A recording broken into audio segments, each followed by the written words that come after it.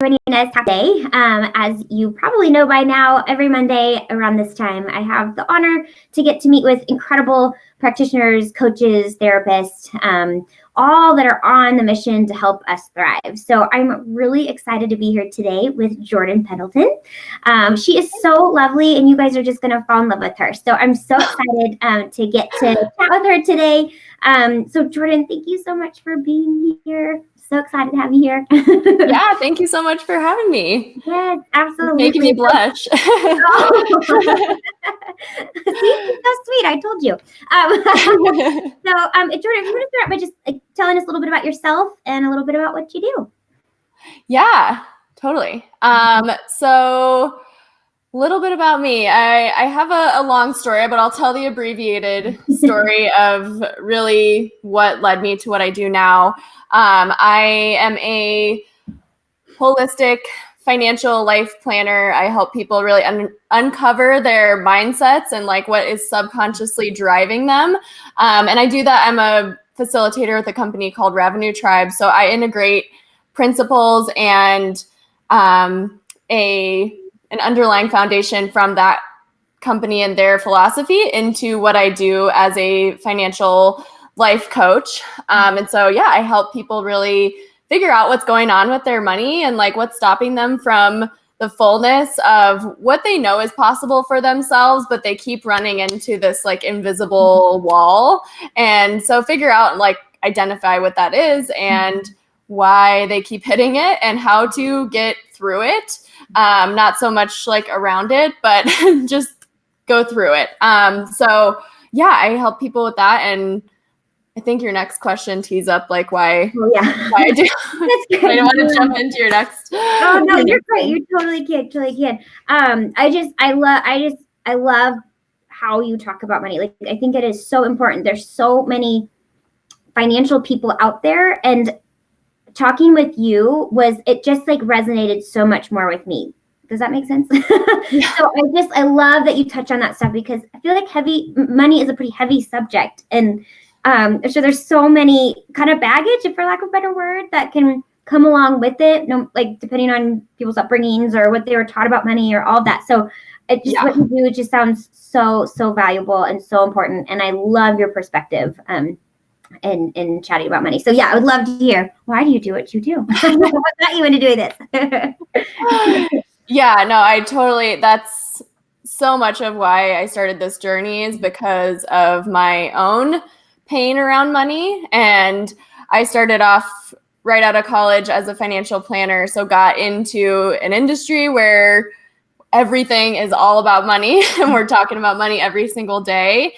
And so I was about 3 years into that career, and I started to see a lot of patterns that I was running, like having a lot of money, having no money, like going into debt, like just kind of like a very, it felt a little bit dysfunctional, my relationship with money. And it's still something that I have had to continue to peel the layers back on and understand more deeply. But I had this aha moment of like, I have all of the like education, the tactics, the strategy, and yet like I still find myself running these patterns and not really living my best life. Like honestly, just chasing money and like doing what I needed to make as much money as I could. And so I had this like kind of like a really great life. Like from an outsider's perspective, I had a great life. I had a great job. I won awards and had the title and like had all the stuff and the apartment and the car and all that stuff. But it like something was not landing anymore. Like I was not fulfilled by the path that I was on. And it was leading me to be very fleeted. Like my money was just like always in and out and I never felt like good about it. And so I spent a lot of money kind of faking this lifestyle that I didn't really love. And so I started to get curious about like what's actually going on, because if I know more than like the average person might know about money and like the inner workings of the numbers, but what else is going on that I'm not really looking at? And so that's when the mindset piece really started to come into play. and like our relationship with money, how deeply that runs it throughout our entire lives, like, and learning that most of what we know about money is pretty much in our brain by the time we're like 10 to 12 years old. And so how we interact and like what we're doing with it is so habit driven and so deeply subconscious that if we want to make real change, we have to like look behind the curtain, is what I call it. Like, we have to be able to be brave and courageous and see what's actually going on, not this story that our brain is telling us. And really, it's ultimately what our brain is telling us about ourselves. And money is just a reflection of what's happening in our subconscious. And so that if money's like high, low, or you find yourself not having a lot of money, or you have all the money and you're not fulfilled, like, there's so much cool story that can go into that. And we can start to rewrite that story. And that's the fun part of like, yeah, once you have the awareness and like you can see what's actually going on, not just like the numbers tell a story. So that's my favorite part, is like helping people understand what's your money story and like, why do you do this? Because finding that out for myself and really facing some of that dark stuff, like, it's kind of dark. You're right, there is a lot of baggage and there's a lot of crap that comes with it. And so really facing it was one of the best things I've ever done in my life. And the layers keep peeling off because money, we interact with it every single day. And so I think it's one of the coolest and most awesome ways to transforming your whole life, because it touches every part of your life. Yeah, so there's like serious awesome power from just taking a good hard look at what's really going on underneath the surface. Oh, that's so huge. Thank you so much for sharing that. And I love, again, like, and I'm sure everyone can just see that difference. Like, I won't mention like specific names, but there's like a class my husband and I took when we first got married, or when we were engaged, like before getting married. And it's like, it's great. Like, it's all about money and like, you know, being smart with money and like all this stuff. But like, it's missing that huge piece. And I can totally see what you're saying. Like, you can do all this work, you can do all the right things on like money management, but like, if there's stuff there, like, that's just gonna, I mean, it's so huge. You just almost like can't deny it. So I love what you're saying here. Oh gosh, this is a subject I mentioned before I got on. Like, I have personally been like working a lot on in the last year, and I have so much work to do on it. But like, it's so refreshing that like what you're talking about, like getting to at least see a little taste of some of those layers of that, like that belief, that stuff that you're talking about. Like, I want to keep going deeper with it because it's so cute, you know?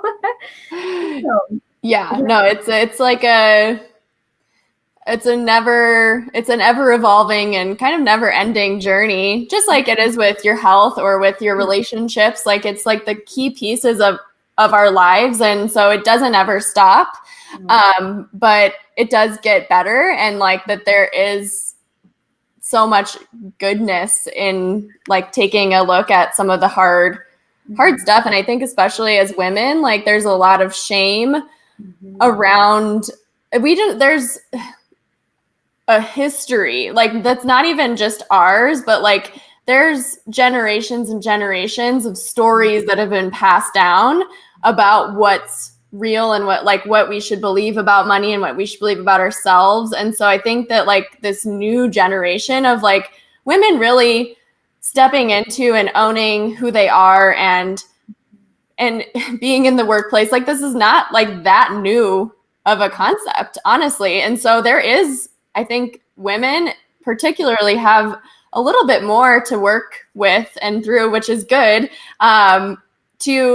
to really embrace that, because we're fighting a lot against us and just past generations. And so I think it's just cool, and I'm constantly fascinated by it myself, and seeing and using and integrating those tools and those tips in my own life, and then helping other people do the same, and kind of being a steward of my own teaching and doing it on myself first, and then seeing, how can I help other people do the same? Yeah, I love that so much, because like what you were just saying too, like you used the word good, which like I feel like in my story, at least, like for whatever reason, I have this, not to get like super personal, but I'm wondering if you see this a lot too, and maybe that's what you're talking about, like a lot of within women, of just this almost feeling this like shame or guilt or something around like it's money isn't bad. And like, that's why I have to keep telling myself, it isn't bad. Like good people do really good things with money, and then bad people do really bad things with money. And so I think just, I mean, I don't know, maybe it's just me, but like having that shift and like, this is good and it's important. And it's like you said, it's something we use every single day. So we may as well like have a really positive, healthy, holistic mindset around it.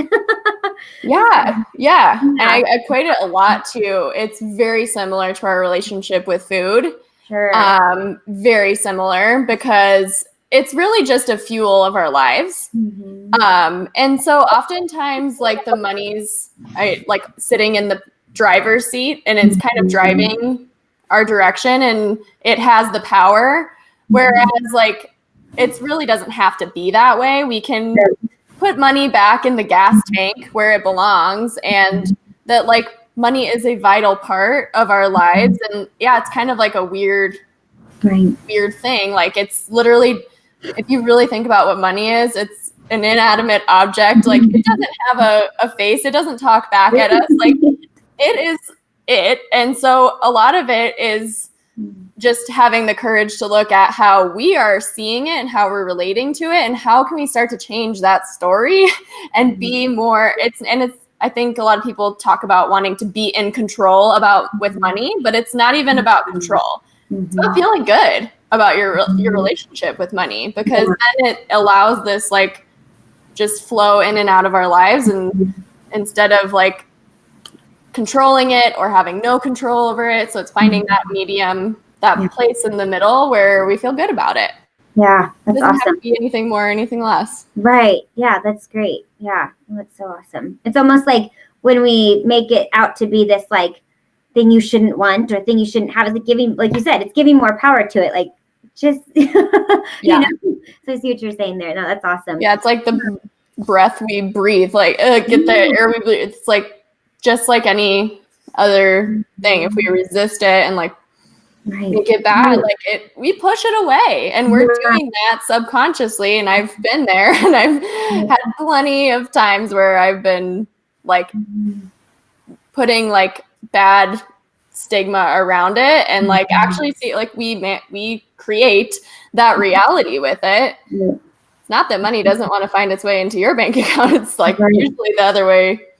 We're like, right, absolutely. That resistance for sure. Oh, that's awesome. Well, I can see how valuable just having, because you do one-on-one coaching, is that right? You do some of that too, or you work with people individually, and I could just see how just like uncovering that would be just so valuable, and having that conversation. I mean, I guess I would imagine it would start with a lot of that piece. So I could see that'd be so valuable in working with you. I found like just because when I was in debt, like especially as a financial planner, there was a lot of shame around it of like, you should know better, and you needed like this like self-torment that I was putting myself through, just really bad thought process. And like, but I felt like I couldn't tell anybody. I felt like there was nobody that understood, or that I would blow my cover, like that I was fraud, and that I would blow my cover, and like that my whole life would come crumbling down if I really admitted to what had happened. But what happened by me not talking about it was that I perpetuated that negative self-talk, which ultimately led to more debt. And I was so focused on the debt and like getting rid of it that I perpetuated it. So it was like my good intentions turned into like this, pardon my language, but shitstorm. Like it turned it. And so, but just when I finally told somebody about it, like so much weight lifted, and like there was a piece of me that I felt like I was like, oh, and like talking to someone and them being like, that's not that bad, Jordan. Like, it's really not that big of a deal. Like, it's okay that you're there. And so that's like, first and foremost, if people just need to talk about it or like tell somebody, like please, like, if you don't feel safe to do that in whatever circumstance you're in right now, or you like, telling my husband was like one of the, because it was like right before we got married and I had to talk to him about it. And I was like I hadn't told him. And so there was a lot of fear in that. And so I think in relationship, it can really come in the middle and create separation from our partners and our spouses and the people that we're closest in community with, which is kind of opposite of what we want to be doing. So no, that's so powerful. Just like any secret, right? Like anything that we feel some shame around, like there's so much power in just like owning it and be like, and then hearing me finally telling somebody, like getting it out. Yeah, absolutely. So thank you so much for sharing that. That is powerful. It sounds like a great tip too. Like, hey, are you feeling some shame around it? Like, tell someone you trust. That's a great first step, and like talking about or writing it down, like doing something to like get it out of your body. Absolutely. Even just like writing it down can be a good first step of like of acceptance of like wherever you're at is like totally fine, and your current circumstances do not have to dictate what the future holds for you, and they don't define you. It's typically based off of a lie or a limiting belief that is not true. It's not true. So, but it's okay. That's so powerful. Like everyone, like rewind it when you're listening to this recorded and listen to that again. And like that's like in any area of our lives, right? Like that's huge. Yeah, absolutely. It's so powerful. Thank you. See, look at you. So I would love, I ask everyone, this whole thing is built on this premise and belief that we are all designed and created to truly thrive, that we all get to access more and like feel better and, all these things. So in that sense, I would love to hear, I get to ask all my guests, what does thriving mean to you, or what does that word mean to you? Yeah, when I think about thriving, it's really about like being and embodying the fullest expression of who I know myself to be. Yeah. And like knowing you're holding nothing back. Beautiful. I love that. I love that you said the word being, because I think that is so powerful. There's so much, and I think I can get in this thing of like, I got to do. And I like love to travel and I love adventure and I love it. So it like gets caught up in this like doing, but being is, and that's, I don't think I'm alone there. And no, absolutely not. Me too. And not that those things are bad, but then I think that does cover that space of just being. And like, I love what you said, like that embodying, like that fullness of you. It's beautiful. Thank you. I love hearing that. Yeah, you're not like, that's a big trap I can find myself into, because being busy and doing like feels good in the moment, but it's like, ultimately, are we trusting that like you're good just you being you? Absolutely. And like you don't have to prove anything. We don't have to like validate our worth. And like that beingness, and sure, there is like action that comes from that, but the being creates the doing. Absolutely. Not the other way around. So you want to be first, and then do. Gosh, there are so many great little nuggets that I hope y'all are taking notes, because there have been some amazing nuggets. Huge, yes. Absolutely. Preach it. Thanks, friend. So I think it's pretty clear. By the time I always get to this question, like I feel like everyone's done like a great job of like saying what they do, but like, is there anything you'd say that it'd speak to like how what you do specifically helps people thrive? Like, how does our money and that money mindset and maybe like demystifying some of these myths that we have, like how does that help? How does that help us thrive? In your definition of word. Oh gosh. I just see like when you unpack those lies that we're believing subconsciously, again, when you're subconsciously see what you're believing about money, like it unravels everything when you choose a different truth about money, because it's so tightly tied to how we value ourselves. Because when we're tying our worth to value, like our worth to like the amount that's in our bank account, or like that's such a common thing that I see people like, either I'm good because I have money or I'm bad because I don't, or like we're making it mean so much about us. So when we take that back and go, nope, I'm good just as me, and I get to rewrite my story, like the amount of thriving in all aspects of life, it just cranks up so fast. Because when you're not valuing yourself, you're not taking care of yourself. Usually you're not like really, eating the food you want to be eating, or you're not investing in your health or hiring the coaches you really want to hire, or you're not like, if you're not doing that and you're like and I think women do this so much, if we like put ourselves second or almost last sometimes, like we're like, oh, got to take care of everybody else, and I got to, make sure my husband's good, or got to make sure the dogs are good, like making sure everything's good. And then so we lose ourselves in that. And so when you get to like go, no, I matter, and like this, it has nothing to do with money and everything to do with money. It's a weird dichotomy, but like when you see that like you have value, I don't see how that could not impact your ability to thrive. Absolutely. Oh my gosh. Yeah. I totally see what you're saying. That's so perfectly said. Yeah, absolutely. Yeah. It's huge. I don't even need to say anything. Not at all. I don't even say anything this whole time. Yeah. And it's interesting and everybody kind of chooses a different entry point for like, because some people like it really shows up in their health. Sure. And like what you do, and like seeing, oh yeah, like this is my health, you're running into all the walls health wise. And so then you're like, gotta, kind of reverse, pause, like it's time to take that back. It can show up in money, it can show up in relationships, it can show up in your spiritual life. So whatever door you choose, it doesn't really matter, because ultimately it's about, are you valuing yourself? And like, do you see what you bring to the world? Absolutely. And so, yeah,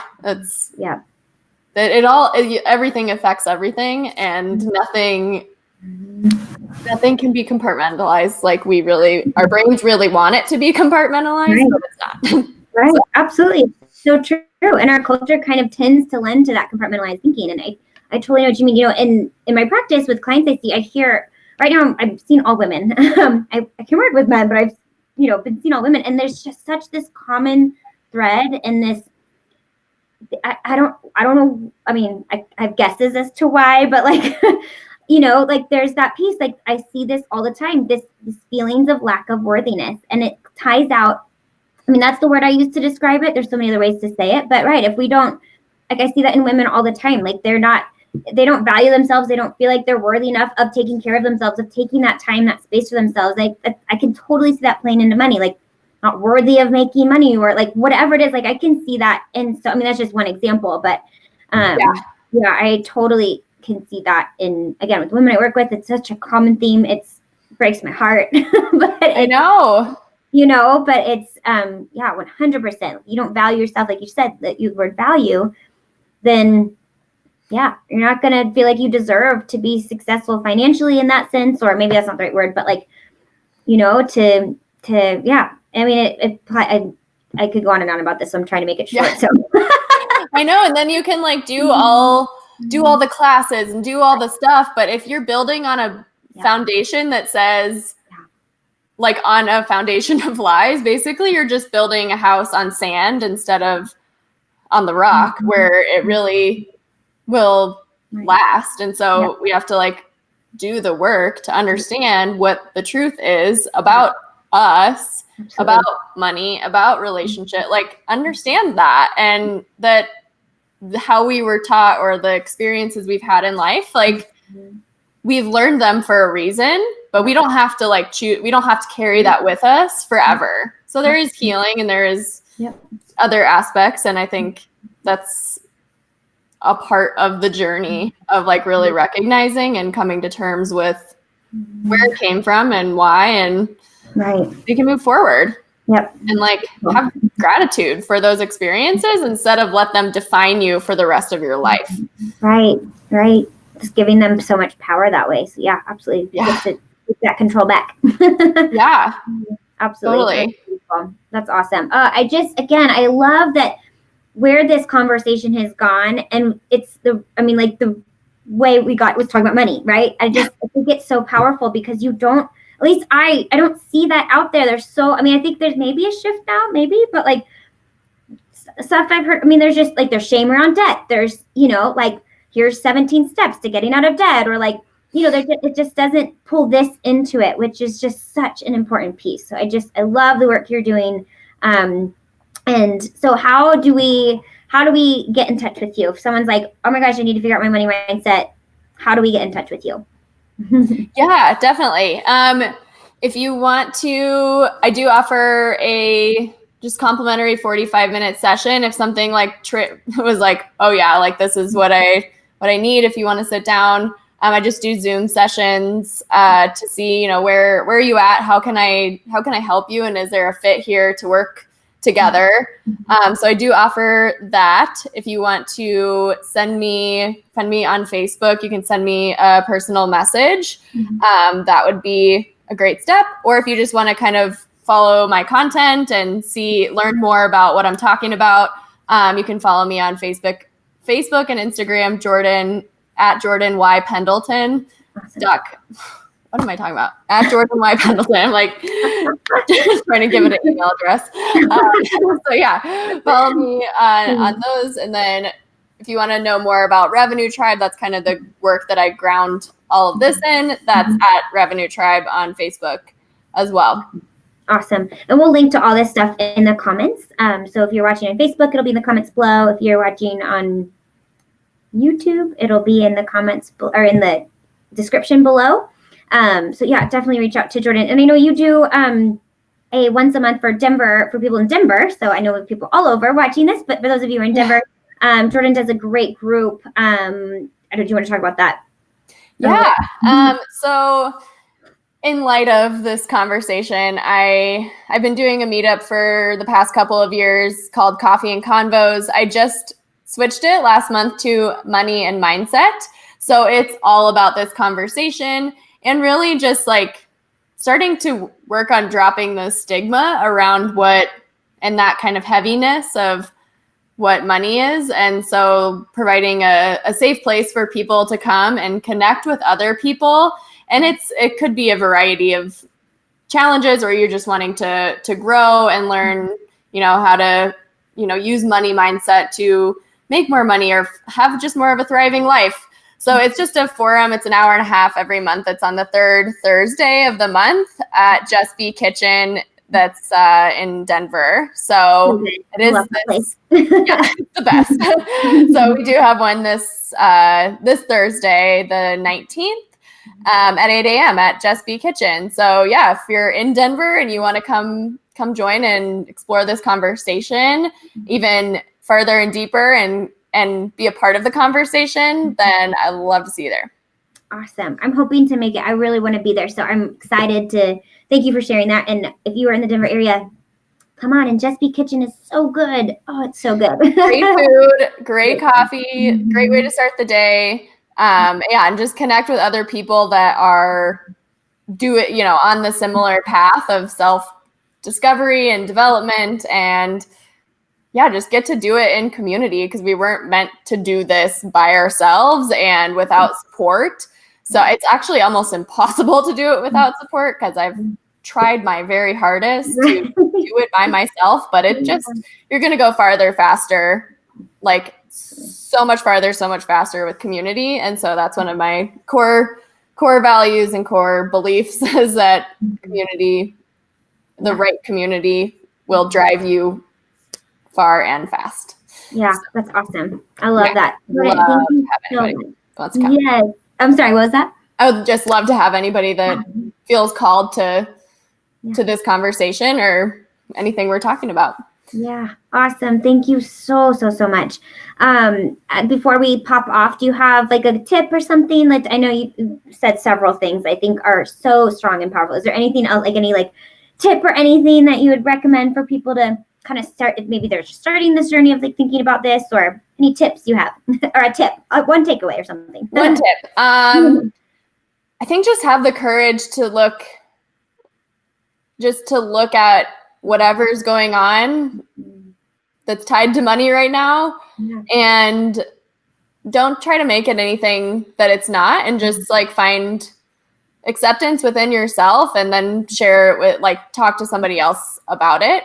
Because like you and I've talked about, like, if you're feeling it, like, and I've found that, like, once I started talking about it, other people felt the same way, or they could relate, or they were just more caring and empathetic than my brain was trying to tell me that they were going to be. So finding that place of acceptance, and like really getting, I think acceptance and awareness are key pieces of any transformational journey. So that's awesome. That might have been like 5 tips, but tried to wrap it all into one. No, I love it. That's awesome. Thank you so much. What a great takeaway. So again, check in the comments below for how to get in touch with Jordan, and join us. Like, I'm doing anything, like, I'm hoping to be there. Join Jordan. Yeah, no, join us. This is our collective.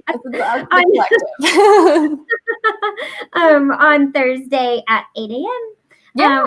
Jordan, thank you so much again for your time. What a great conversation. I really appreciate you.